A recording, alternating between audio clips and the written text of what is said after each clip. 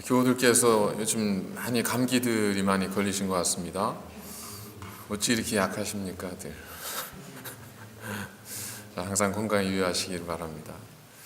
저희들이 우리 몸의 상태, 내 건강의 상태를 확인하기 위해서 혈액 검사 혹은 그 MRI, CT, 엑스레이 여러 가지 촬영들을 하면서 우리가 우리 몸의 어떤 상태를 확인하고 점검을 하게 되죠.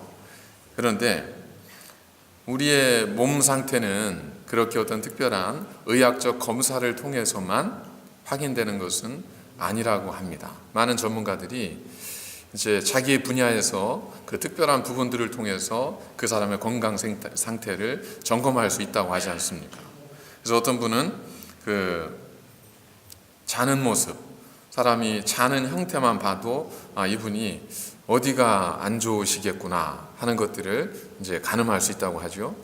예를 들어서 이렇게 새우처럼 쪼그려 주무시는 분들, 그런 분들은 주로 심장이나 위가 좀 약할 가능성, 그래서 신경이 좀 예민한 그러한 이제 가능성이 있다는 거죠. 그리고 걷는 모습, 어떻게 걷는가 하는 것만 봐도 그분의 건강 상태가 체크가 되기도 한다고 합니다. 그래서 아이들 같은 경우는 신발 있죠, 신발장, 신발 바닥이 어떻게 닳고 어떤 식으로 닳고 있는가 하는 것만 봐도 이 아이의 건강 상태에 대해서 어느 정도 가늠할 수 있다고 합니다.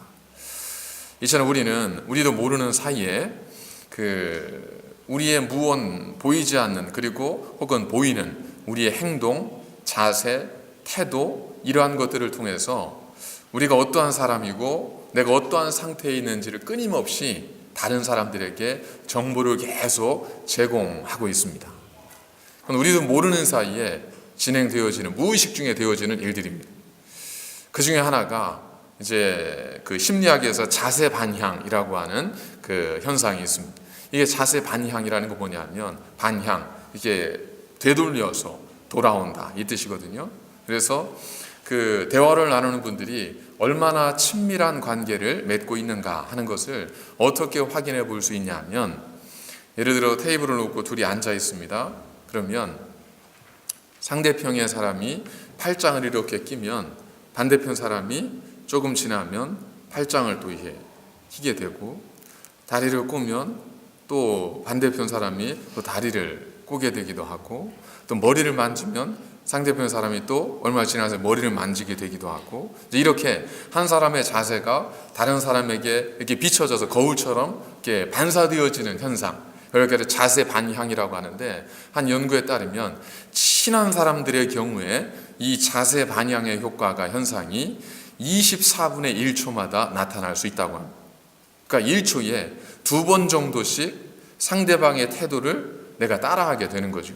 이게 따라하는 거지만 사실은 좀 어떤 거냐면 반응을 보이는 겁니다. 반응. 그러니까 24분의 1초면 1초에 2번 꼴이죠.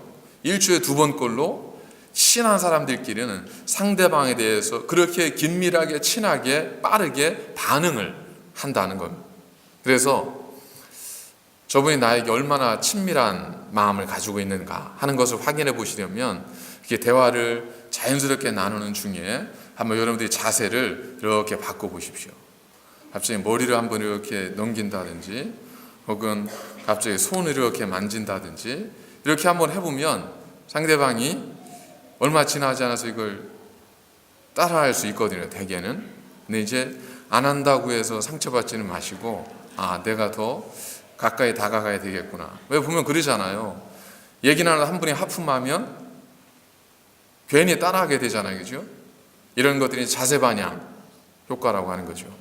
그러니까 우리도 모르는 사이에 우리의 자세, 우리의 태도, 우리의 모습 이것들을 통해서 나에 대한 정보를 끊임없이 전달하고 있다는 것. 이걸 다르게 표현하면 그 사람의 자세만 봐도 그 사람이 어떠한 사람인지를 어느 정도는 가늠하고 알 수 있다라는 겁니다. 지난주부터 저희들이 믿음에 대해서 말씀을 나누고 있는데, 이 믿음이란 무엇일까? 믿음은 바라는 것들의 실상이요 보이지 않는 것들의 증거라, 어려운 말로 표현이 됐는데, 믿음을 다른 말로 좀 표현한다면 믿음은 하나님을 향한 우리의 바른 자세, 이것이 믿음입니다. 예를 들어서 내가 몸에 어떤 이상이 있어서 그 검사를 했습니다. 그래서 스페셜리스트가 됐든 혹은 GP가 되었든 그 앞에 가서 검사 결과를 듣는 날이에요. 자, 의사 앞에 내가 앉습니다. 여러분 어떻게 앉겠어요? 한번 무슨 얘기하는지 들어보자 하고 다리 꼬고 팔짱 끼고 목 쭉 빼고 이렇게 의사 앞에서 결과 듣는 환자가 있겠어요? 거의 99% 이상은 아마 누가 봐도 공손하고 그리고 겸손한 태도로 앉아서 저 의사가 나에게 어떤 결과를 이야기해 줄지 주의 깊게 들으려 하지 않겠습니까? 왜 계세요? 그 의사가 무서워서가 아니라 내가 정말 존경하는 의사이기 때문이 아니라 그로 인하여 되어지는 말들이 나에게는 어쩌면 돌이킬 수 없는 비극과도 같은 말이 될 수도 있고 어쩌면 나에게 희망과 기쁨이 되는 얘기가 될 수도 있기 때문에 그러지 않겠습니까? 내가 아파요. 검사를 했습니다. 이게 뭔가요, 의사 선생님? 하고 이야기를 해주는 거예요. 그러면 그 이야기를 듣는 분은 어떻게 해서든 듣기 위해서 놓치지 않기 위해서 귀를 쫑긋 세우겠죠. 몸을 가까이 하겠죠. 그리고 혹시라도 내 자세가 겸손하면 나쁜 말이라도 안 나올까 하는 마음으로 혹 그런 마음이라도 있는 것처럼 우리가 낮은 자세로 듣지 않겠습니까? 뭐겠습니까? 내 몸의 건강, 내 생명에 대해서 말해주는 분이기 때문에 거기에 대한 반응이죠. 거기에 대한 자세입니다. 이러한 자세가 우리의 모든 일상에서 나타나는 것처럼 신앙생활에 있어서도 바로 하나님을 향한 우리의 바른 자세, 그것이 믿음입니다. 그래서 하나님에 대해서 어떤 자세를 가지고 있느냐 하는 것을 살펴보면 그 사람의 믿음이 어느 정도인가를 가늠해 볼 수 있다는 겁니다. 오늘 본문 말씀은 오늘 본문의 시작으로 이제 한 31절까지 계속해서 믿음의 삶을 살았던 선조들의 실체, 그 이야기들이 계속 이제 우리에게 전해지고 있습니다. 그런데 그 등장하는 인물이 한두 분이 아니에요. 그리고 그 모든 인물들마다 믿음으로예요. 이 이야기는 뭐냐면 하나님을 향한 우리의 바른 자세인 믿음은 한 가지 모습으로가 아니라 여러 가지 다양한 모습을 통해서 나타날 수 있다는 겁니다. 그래서 이것만이 믿음이야 라고 할 수 있는 것은 아니라는 거죠. 그럼에도 불구하고 그 모든 믿음의 삶을 관통하는 핵심이 분명히 있다는 겁니다. 그런데 그런 신뢰를 우리에게 드는 첫 번째 예가 뭐냐면 아벨의 제사입니다. 아벨은 창세기 4장에 등장하는 인물이고 그의 아버지는 아담이고 어머니는 하와죠. 그의 형은 가인이죠. 하나님으로부터 창조되어졌던 아담과 하와가 신라권 에덴 동산으로부터 쫓겨난 다음에 기록되어지는 인간의 역사가 창세기 4장부터 시작이 되는데 그 창세기 4장 중에 가장 첫 번째로 언급된 이벤트, 사건, 히스토리, 그게 뭐냐면 첫 번째로 우리에게 보여주고 증거하는 인간 사이의 모습이 바로 제사에 관한 모습입니다. 그리고 신약성경 히브리서 11장 믿음을 말하는 그 장에서 믿음에 대해서 하나님께서 말씀을 주시면서 가장 첫 번째 예로 삼은 것이 바로 아벨의 믿음의 제사입니다. 그러니까 믿음으로 아벨의 이야기를 들었고 그 아벨의 이야기는 인간사에 가장 처음에 등장하는 사건이었다고 하는 점이 우리에게 시사하는 바가 분명히 있지 않겠습니까? 바로 믿음은 하나님을 향한 제사와 예배와 가장 밀접하게 연결이 되어 있다는 것. 하나님은 우리가 하나님께 드리는 구약으로 치면 제사, 우리 신약과 그 이후의 시대로 치면 우리의 예배, 이걸 통해서 하나님은 우리의 믿음이 어떠한가를 가장 먼저 가늠하시고 바라보신다는 겁니다. 우리에게 예배는 때로 그저 우리의 믿음이 표현되어지는 형식 정도로 생각하는 경우들이 많습니다. 그래서 믿음은 우리 내면에 있는 것이고 예배는 그저 드려지는 형식이기 때문에 내 믿음, 내 마음, 내 마음만 굳게 지키면, 내 안에 믿음이 있으면 뭐 형식은 관계가 없다. 이럴 수도 있고 저럴 수도 있고 여러 가지 변수도 있을 것이지 않은가. 그렇게 생각하는 경향들이 우리가 있지 않습니까? 그래서 나는 믿음이 있으니까 나는 걱정 없어. 나는 믿음이 있으니까, 혹은 내가 혼자 예배를 드려도, 내가 예배를 드리지 못한다 할지라도 나는 문제 없어 라고 생각하는 마음들이 없지 않아 있잖아요. 그게 틀렸다라고 말할 수는 없겠지만, 과연 예배가 무엇이고 하나님께서 그 예배를 통하여 무엇을 원하시는지를 우리가 분명히 깨달으면, 그러한 예배 드리는 자세 속에서 우리가 갖추어야 될 것이 무엇인지가 분명히 드러납니다. 선남 선녀가 데이트를 합니다. 약속을 했습니다.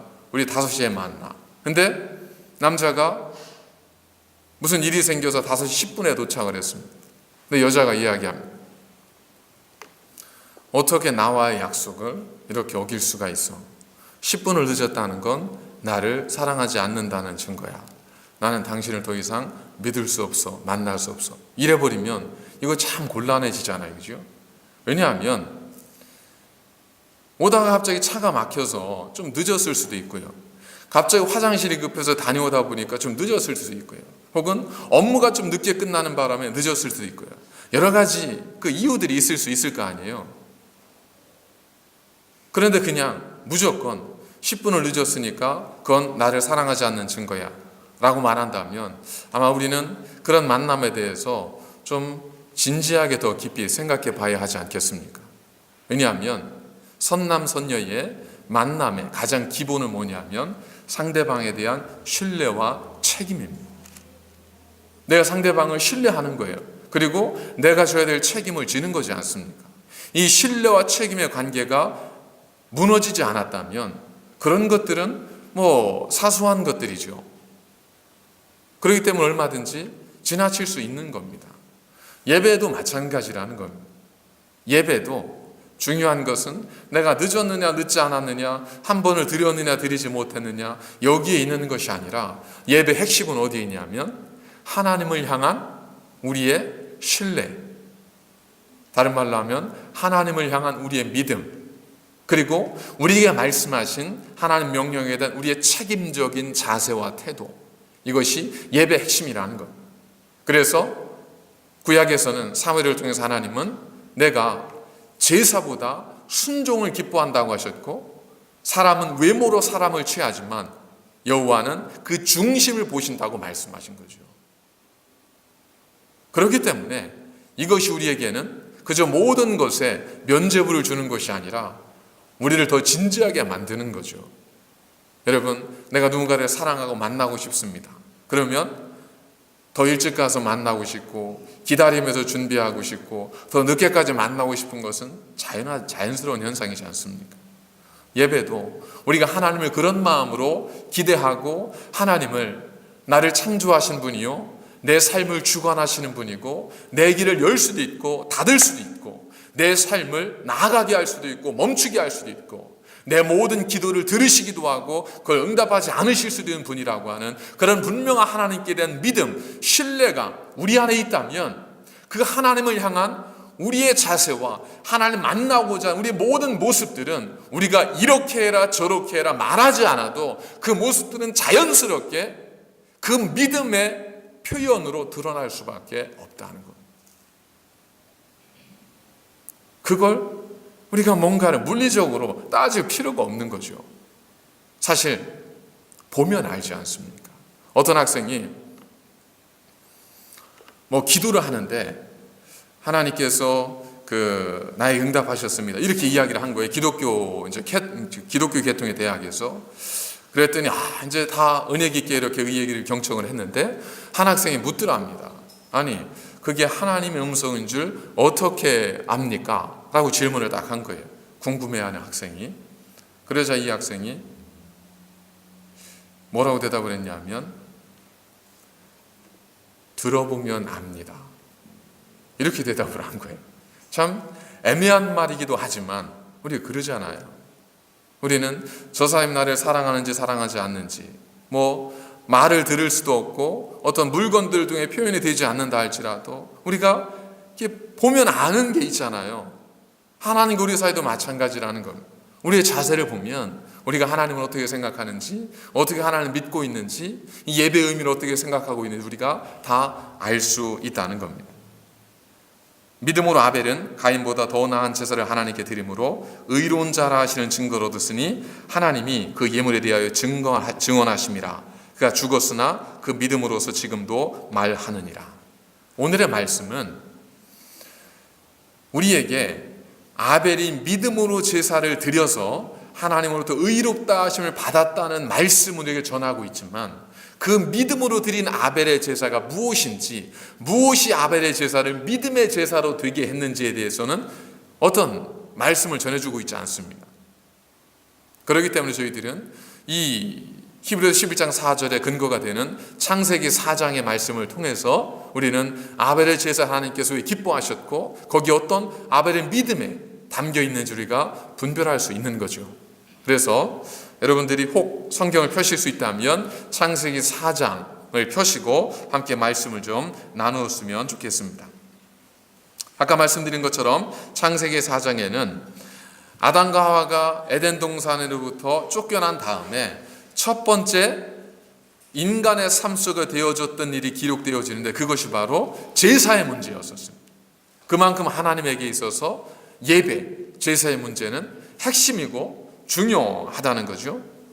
자, 그 제사의 문제에서 우리가 이미 아는 것처럼 아벨의 제사는 받으셨고 가인의 제사는 하나님께서 받지 않으셨습니다.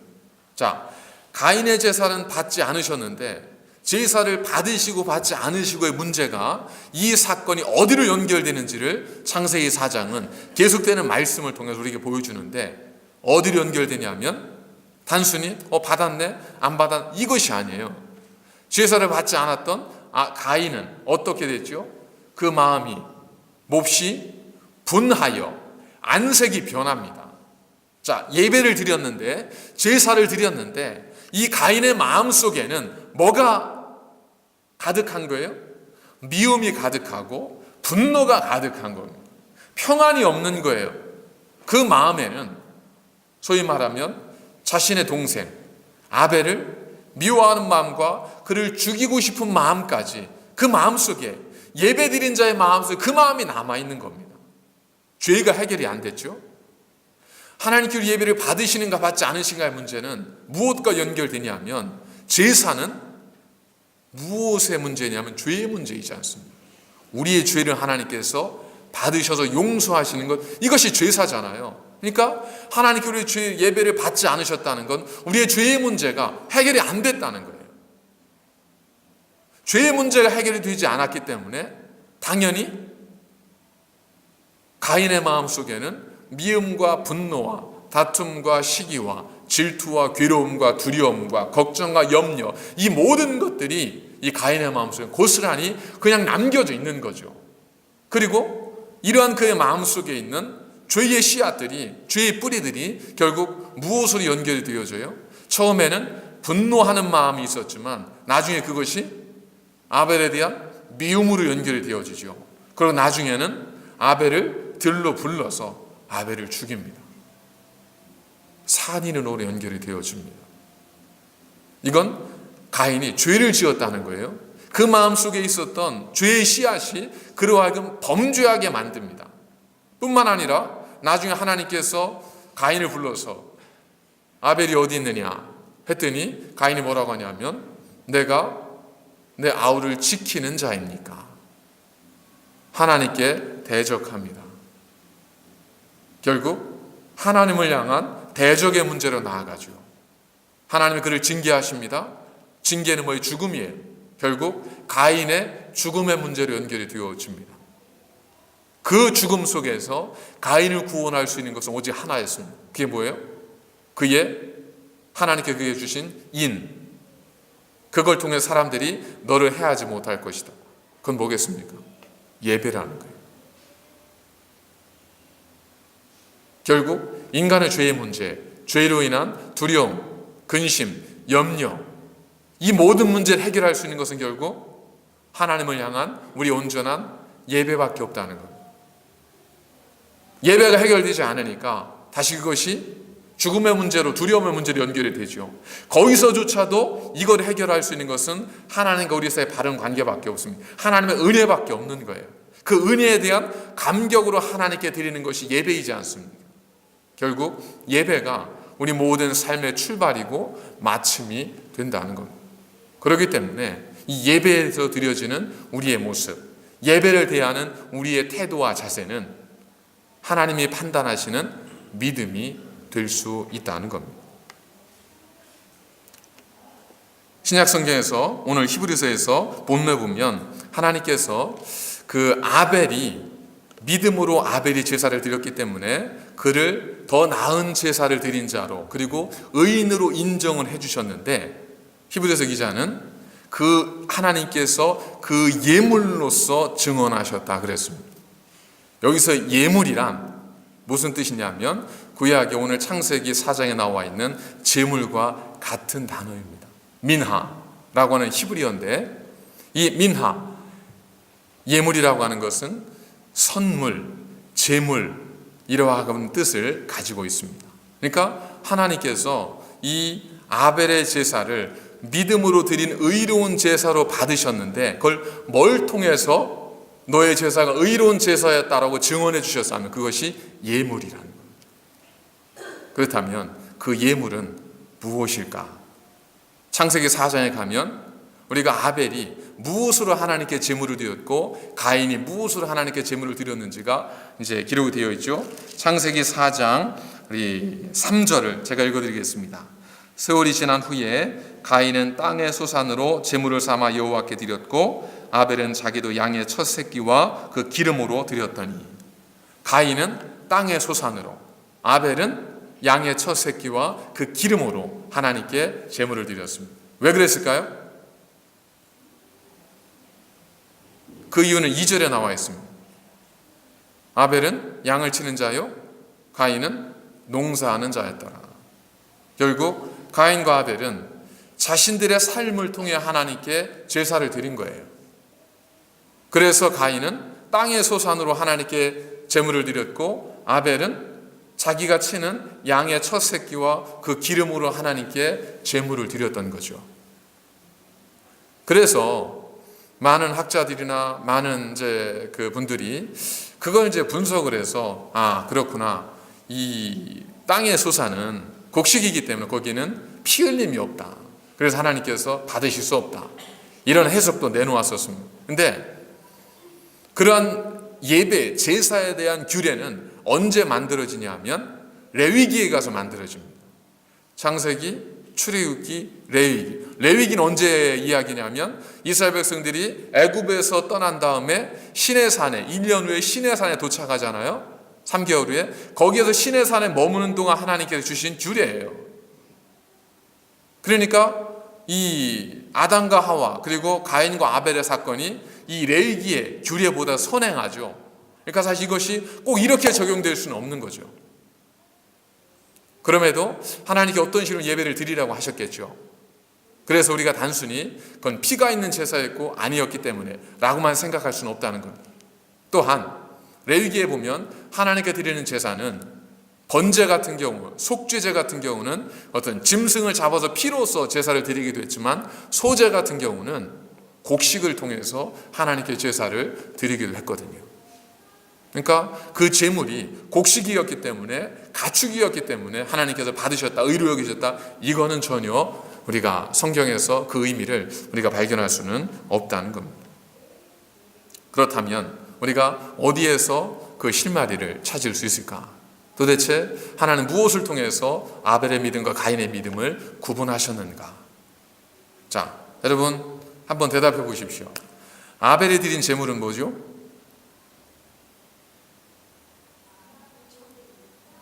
양의 첫 새끼와 그 기름. 가인이 드린 제물은요? 땅의 소산. 그런데 성경 그 창세기를 보면 4장입니다. 창세기 4장 그 4절 중간부터 보면 이렇게 말씀이 기록되어 있습니다. 아벨은 자기도 양의 첫 새끼와 그 기름으로 드렸더니 여호와께서 아벨과 그의 제물은 받으셨으나 가인과 그의 재물은 받지 아니하신지라. 드리는 자 입장에서 보면 아벨은 뭘 드린 거죠? 양의 첫 새끼와 기름을 드린 거고, 드린 자 입장에서 보면 가인은 땅의 소산을 드리는 거예요. 그러나 예배를 받으시는 하나님의 입장에서 보면 하나님은 뭘 받으시고 뭘 받지 않으신 거죠? 아벨과 그의 재물은 받으시고 가인과 그의 재물은 받지 않으신 겁니다. 드리는 자 입장에서는 재물은 내가 드린 어떤 것이 되지만, 받으시는 하나님 입장에서 재물은 그가 드린 어떤 것이 아니라 그가 드린 어떤 것입니다. 하나님께서 그 재물을 합당하게 여기셨다는 것은 하나님께서 그 사람과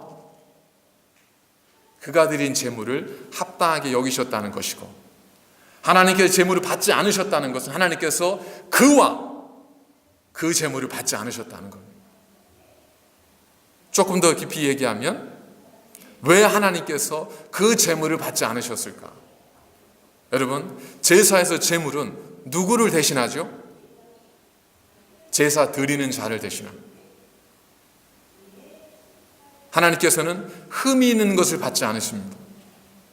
그 이야기는 재물에 흠이 있었다는 뜻일 수도 있겠지만, 무엇보다도 재물을 바치는 자의 삶에 하나님께서 받으실 수 없는 무언가가 있었기 때문에 하나님께서 그와 그 재물을 받지 않으셨다는 거죠. 그러니까 실상은 우리가 드린 어떤 것이 문제가 아닙니다. 문제는 우리에게 있습니다. 우리가 예배를 통해 한번 생각해 보도록 하겠습니다. 우리는 예배를 드리면서 어떤 생각으로 예배를 드립니까? 우리는 찬양대의 찬양이 어떠했나? 나는 찬양을 많이 하는 교회가 좋아. 나는 그렇지 않은 교회가 좋아. 난 이런 스타일이 좋아. 나는 저런 스타일이 좋아. 나는 목사님 오늘 말씀은 좀 이렇게 그러지 마음에 안 드는 것 같아. 나는 지난주에 은혜를 많이 받았어. 나는 진짜 이런 분위기가 너무 좋아. 난 이런 교회가 너무 좋아. 난 파이프 오르겐 있는 교회가 너무 좋아. 나는 신디사이저 저걸로 반주하는 게 좋아. 나는 피아노로 반주하는 게 좋아. 이건 다 뭐에 있는 거예요? 예배의 중심이 받으시는 하나님께 있는 것이 아니라 나에게 있는 거예요. 내가 뭘 드리느냐, 내가 무엇을 보느냐, 내가 무엇을 생각하느냐, 내가 어떻게 만족감을 얻느냐, 여기에 예배의 중심이 있는 거예요. 그러니까 하나님은 그런 예배를 받으실 수 없는 거죠. 왜요? 그건 하나님께 드리는 예배가 아니라 나를 위한 예배니까. 하나님께 드리는 예배란 뭐겠습니까? 아까 제가 말씀드렸잖아요. 재물은 선물이라고. 여러분, 누군가에게 선물을 할 때는 왜 선물을 하겠어요? 내가 기쁜 마음으로 선물할 수도 있습니다. 그러나 대부분 누군가에게 선물할 때는 그분에 대한 고마움, 감사의 마음을 선물로 표현하잖아요. 그러니까 내가 하는 선물을 하게 되는 행위의 동기가 어디에 있는 거예요? 그분에게 있는 거예요. 그렇기 때문에 나는 그 선물을 누구에게 맞춰요? 나에게 맞추지 않고 그분에게 맞춥니다. 나는 파란색을 좋아합니다. 나는 그래서 그분에게 선물할 때 파란색을 선물할 겁니다. 나는 가방이 좋으니까 나는 가방을 그분에게 선물할 거예요. 나는 자전거가 너무 갖고 싶었어요. 난 그분에게 그래서 자전거를 선물할 겁니다. 이렇게 선물하는 사람은 아무도 없습니다. 어떻게 선물하죠? 나는 파란색이 좋지만 그분은 빨간색을 좋아해요. 그렇기 때문에 나는 빨간색을 선물할 거야. 나는 자전거가 좋지만 그분은 차를 좋아해요. 그러니까 나는 그분에게 차를 선물할 거야. 난 이게 좋지만 그분이 이걸 좋아해. 난 그래서 그분이 좋아하는 걸 드릴 거야. 이게 선물이에요. 이게 재물이에요. 나는 이런 스타일의 예배가 좋아. 그러나 하나님은 그런 스타일의 예배를 받으시는 것이 아니라 나를 받으시는 분이기 때문에 내가 하나님께 어떤 재물이 되어야 되는가를 생각을 해야 되는 것이 진정한 예배자의 믿음의 예배의 모습이라는 겁니다. 그런 의미에서 우리의 모든 이러한 것들은 아무 의미 없다. 그건 아니죠. 왜냐하면 우리 사람이기 때문에 영향을 받죠. 그것도 필요하긴 하겠지만, 그러나 우리의 중심만큼은 어디에 있어야 되는 거냐면 우리의 중심만큼은 받으시는 하나님께 있어야 된다는 거예요. 예배의 중심이 나에게 있으면 예배가 평가가 됩니다. 예배의 중심이 나에게 있으면 예배의 성공과 실패는 내 만족에 있는 거예요. 내가 만족스러우면, 내가 은혜를 받으면 예배 잘 드린 거죠. 은혜스러운 예배죠.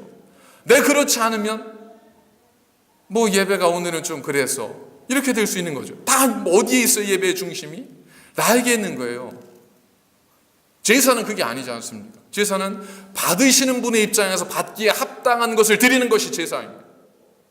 그래서 마태복음 5장 23절에 보면 형제들 너희가 만일 제단 앞에 예물을 드리려다가 형제들에게 원망 들을 만한 일인 줄 생각나거든 예물을 두고 먼저 가서 화목하고 와서 예물을 드리라.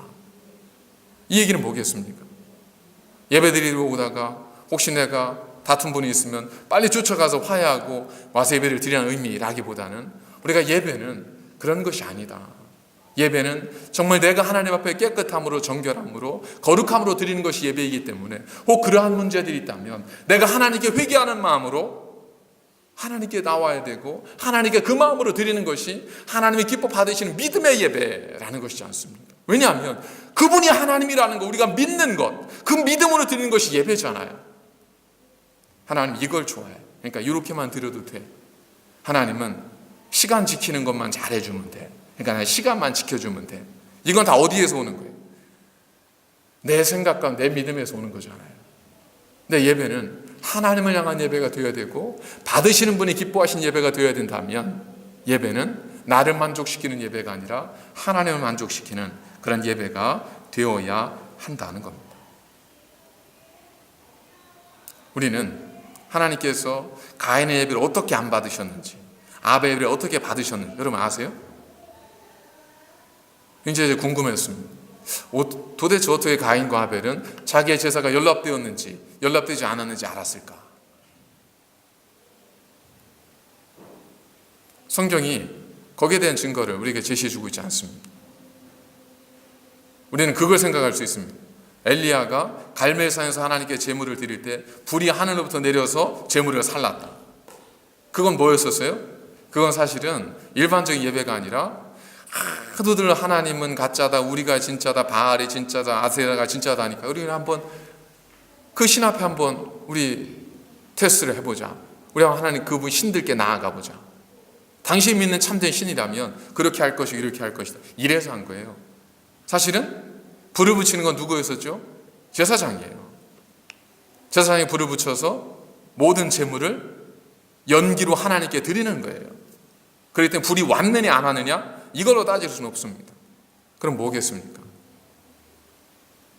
아마도 성경이 분명하게 말씀해주고 있지 않지만 주의서 우리가 알 수 있는 것은 뭐냐면 예배를 드린 이후에 가인의 마음속엔 뭐가 있었어요? 아직도 죄의 찌꺼기가 가득 남아 있었습니다. 그가 몹시 분하여 안색이 변하니 예배를 드렸는데도 하나님께 제사를 드렸는데도 나를 구원하시고 나를 사랑하시고 나에게 생명 주신 하나님께 예배를 드렸는데도 그의 마음속에 뚜껑을 열어보니까 여전히 마음속에는 예배 올 때 가지고 있었던 그 마음들, 분노와 미움과 다툼과 갈등, 내가 절대 용서하지 않을 거야. 나는 받아들일 수 없어. 나는 저 사람을 이해할 수 없어. 이 마음들이 그 안에 가득 담아 있었던 거예요. 그러니 그 마음이 편안할 리가 있겠습니까? 그 마음에 평화가 있을 리가 있겠습니까? 그러니 어떠죠? 그가 분노하고 안색이 변합니다. 예배를 드렸는데도 마음에 평화가 없고 여전히 그 마음이 내 안에 가득한 거예요. 그것이지 않겠습니까? 그러자 하나님께서 그에게 말씀하십니다. 네가 분하여 안색이 변함은 어찌 됨이냐? 이 얘기는 뭐겠어요? 의문형이잖아요. 무슨 뜻이겠습니까? 이거 왜 이렇게 화가 났어? 이 얘기하는 게 아니잖아요. 야, 너 지금 화낼 때가 아니지 않냐? 너 그지 안색이 변할 때가 아니야. 이 얘기하는 거잖아요. 성경은 하나님께 이렇게 말씀합니다. 네가 선을 행하면 어찌 낯을 들지 못하겠느냐? 선을 행하지 아니하면 죄가 문 앞에 엎드려 있느니라. 죄가 너를 원하나 너는 죄를 다스릴지니라. 이 말은 뭐냐? 하나님께서 예배를 통하여 가인에게 기회를 주신 겁니다. 가인은 예배를 드렸지만 하나님이 기뻐하실 만한 합당한 믿음의 예배를 드리지를 못했어요. 그럼에도 불구하고 그의 예배는 하나님이 받으셨는가 안 받으셨는가 그건 하나님만이 아시겠지만 히브리서에 보면 어떻게 그것을 해석하고 있냐면 아벨은 가인보다 더 나은 제사를 드림으로 해요. 가인의 제사가 아니었다는 것이 아닙니다. 아벨의 제사가 가인의 제사보다 더 나은 제사였다는 거예요. 그렇다면 아벨의 제사, 제가 뭐라고 했어요? 아벨의 제사가 가인의 제사보다 더 나은 제사였다는 거죠. 그렇다면 가인의 제사의 의미는 무엇일까? 가인의 제사의 의미, 우리가 부족함에도 불구하고 하나님께 끊임없이 예배와 제사를 드리는 이유는 무엇일까? 바로 그 예배를 통해서 가인은 뭘 깨달았어요? 아직 내 안에 하나님이 기뻐하지 않는 마음들이 가득하다는 것을 깨닫습니다. 그리고 하나님으로부터 음성을 듣습니다. 내가 분노하면 어찌 됨이며 내가 안색이 변하면 어찌 됨이냐. 너는 죄를 다스리라. 여기에서 죄가 문 앞에 엎드리나니라고 하는 뜻은 그 당시에 통용되어졌던 사탄이 삼키려고 문 앞에서 어흥거리는 모습을 표현하는 단어입니다. 그러니까 죄가 그를 잡아 삼키기 위해서 그렇게 기다리고 있기 때문에 너는 죄를 다스려라. 제사를 통해서 가인이 하나님께 드려진 온전치는 못했지만 그러나 그럼에도 불구하고 하나님께 드린 그 제사를 통해 하나님은 가인에게 뭘 주신 거예요? 회개하라, 깨달으라, 변화시키라. 이 기회를 하나님께 그에게 주시는 거예요. 문제는 가인이 그 하나님 주신 기회를 받아들이지를 못한 거예요. 그 기회를 자신의 기회로 삼아서 회개하고 돌아왔으면 문제가 없는데, 그런데 회개하지 않고 그걸 마음에 계속 품고 있습니다. 한 번 정도는 하나님 그럴 수 있지 않겠습니까? 한 번 정도는 그럴 수 있겠죠. 우리가 1년에만 되면 주일 예배를 몇 번 드리죠? 52번. 10년이면 520번. 100년을 드린다고 하면 5200번의 예배를 저희들이 주일 예배만 드리는 건데 그 중에 몇 번 어떻게 우리가 완벽하게 드릴 수 있겠어요? 그 얘기일까요? 창세기 4장 3절을 보면 이렇게 시작합니다. 세월이 지난 후에. 세월이 지났다는 건 무슨 얘기일까요? 가인과 아벨이 태어나서 세월이 지나서 그들이 성장해서 그들이 제사를 드릴 때가 되었을 때 이 의미도 있겠지만 세월이 지났다는 건 그들의 삶이 한참의 세월 속에 흘러갔다는 거예요. 그러니까 그들이 드린 이 제사는 그냥 어느 순간 한 번 드린 제사가 아니라 그들의 삶으로 드린, 그들이 지나온 인생으로 드린 하나님께 드린 제사라는 겁니다. 그렇기 때문에 한 번 드린 제사로서의 의미가 아니라 그들이 드린 모든 제사를 총체적으로 하나님께서 이 제사를 통해서 설명하고 있다는 거죠. 하나님은 우리를 다 아십니다. 우리가 때로는 그렇지 못하고 때로는 부족하고 때로는 약하다는 걸 왜 모르시겠어요? 그러나 세월이 지난 후에 라는 말을 통해서 하나님은 한 번의 실수를 책망하시는 분이 아니라 우리의 중심을 보시는 분이라는 거예요. 그러니까 내 중심이 어떤지, 그게 변했는지 안 변했는지 하나님께서 보시고 판단하시는 것이지 한 번 실수했다고 해서 너희는 그러는 분이 아니라는 거예요. 그러니까 가인의 삶은 뭐였었죠? 한 번 그렇게 잘못 드린 것이 아니라 그의 삶 자체가 하나님 앞에서 하나님을 신뢰하고 인정하고 순종하지 않는 삶이었다는 거예요. 그렇기 때문에 하나님께서 그의 제사를, 제물을, 그와 그의 제물을 받으실 수가 없었다는 거죠. 그렇습니다. 우리도 실수할 수 있습니다. 우리도 당연히 용서하고 당연히 모든 것들을 내려놓고 하나님께 예배를 드려야 되지만 그러지 못할 때가 있습니다. 여전히 미워하는 마음 가지고 예배를 드릴 수 있습니다. 여전히 마음의 불편함을 가지고 하나님께 예배 드릴 수 있습니다. 그러나 예배가 우리에게 주는 의미는 먼저는 하나님께서 받으셔야 되는 것이기도 하지만 두 번째 의미는 그 예배를 통해서 우리가 깨닫고 돌아서는 겁니다. 가끔 그런 말씀을 하실 때가 있습니다. 이제 특히 사모가 목자가 돼서 목장을 인도하다 보니까 아니 그 목사님께 혹시 우리 목장에서 나눈 얘기 혹시 말씀하셨어요? 이렇게 물을 때 가끔 있다고 해요. 왜냐하면 꼭 내 얘기를 하는 것 같아서요. 그렇게 말씀하실 때가 있어요? 그럴까요, 안 그럴까요? 맞습니다. 여러분 얘기하는 겁니다. 근데 누군가로부터 이야기를 들어서 그래서 하는 것이 아니라 하나님께서 그의 뜻하심을 따라 마치 하나님이 자녀를 징계함이 아비가 사랑하는 자식을 징계함 같이 징계하시느니라 하는 것처럼 하나님께서는 예배를 통해서 나에게 말씀하신다는 것. 그거 가서 얘기했어요? 이게 아니라 하나님 모든 걸 아시기 때문에 하나님께서 때를 따로 에게 말씀하신다는 거예요. 문제는 하나님 나에게 그런 말씀을 하셨는가 아닌가가 문제가 아니에요. 문제는 우리가 가인처럼 그런 하나님의 음성을 듣고도 뭐라고 이야기하냐면 내가 아벨을 지키는 자입니까? 라고 이야기한다는 겁니다. 그런 양심의 하나님 주신 음성을 들으면서도 그래도 난 안 할 거야. 그래도 난 용서하지 않을 거야. 그래도 나는 이해하지 않을 거야. 그래도 나는 말 섞지 않을 거야. 그래도 나는 가까이 하지 않을 거야. 나는 없는 사람처럼 살 거야. 나는 더 이상 그 사람을 사랑하지 않을 거야. 그 얘기는 가인의 이야기와 똑같지 않습니까? 가인이 마음에 무슨 생각이 있었겠습니까? 아니, 그럼 나보고 어쩌라고? 이 상황에서 어쩌라고? 내가 뭘 더 해야 돼? 하나님은 아벨만 편드시는 거 아니야? 그러면 사실 우리가 그 마음 가지고 살 때가 얼마나 많습니까? 하나님도 내 입장이었으면 그러지 못하셨을까요? 예, 아마 그러실 수도 있겠죠. 그러나 분명한 것은 그 하나님께서 예배를 통해서 우리에게 말씀하신다는 겁니다. 하나님께서 그 예배를 통해서 나에게 말씀하신다는 거예요.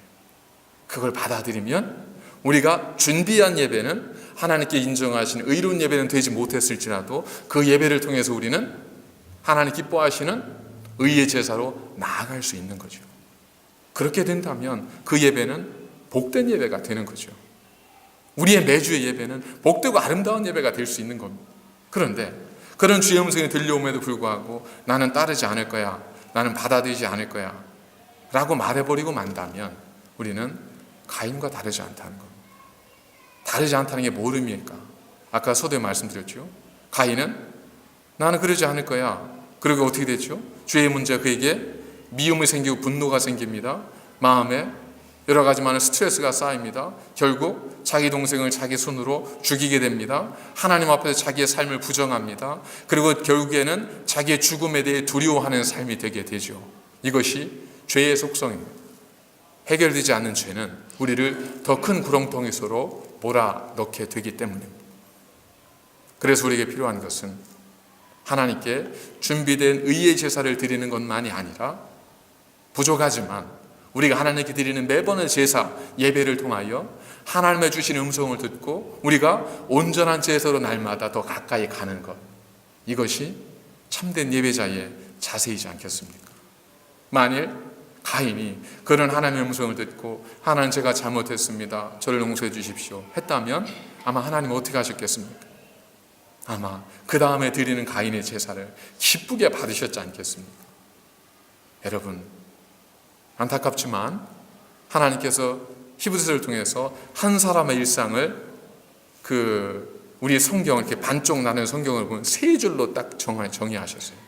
믿음으로 아벨은 하나님께 더 나은 제사를 드림으로 의로운 자라 인정하심을 받았으니, 여러분, 나중에 우리가 하나님 앞에 갔을 때 혹은 우리의 이름이 하나님의 생명冊에 기록되어 있을 때, 여러분, 하나님 나를 사랑하시니까 나를 한 20, 30페이지 정도로 길게 쓰실 수도 있겠지만